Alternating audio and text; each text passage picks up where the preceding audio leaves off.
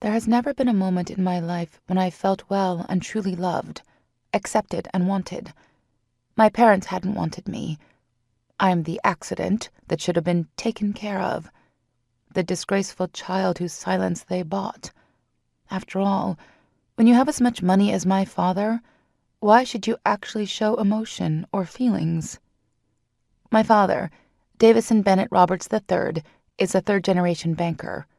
His father's father opened up the local branch, and the rest was, as they say, history. I don't remember my father ever really liking me.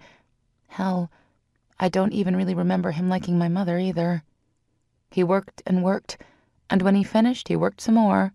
When he wasn't at the bank, he was in his office at home, and when he wasn't consumed with whatever it was that he did, he was off screwing the hot little secretary, or teller, or college co-ed slut.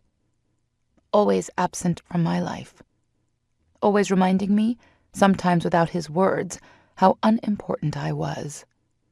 He was a first strike against mankind in my eyes. All the resentment that I held towards men, and my reluctance to start a relationship now, could all be traced back to the man who called himself my father. The worst part, though, with all his busyness and lack of care, he still made time to bring the wrath of Davison Roberts III down on me at every opportunity. My 4.0 grade point average was never going to be good enough to please him.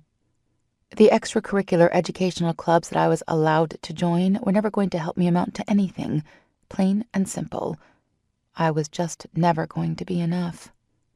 He didn't want me, but he still wanted to sling his holier-than-thou attitude and self-righteousness my way.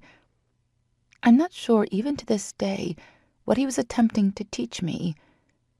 He made it clear from early on that he would never allow a woman to run his company, so I was convinced he just liked to beat me down.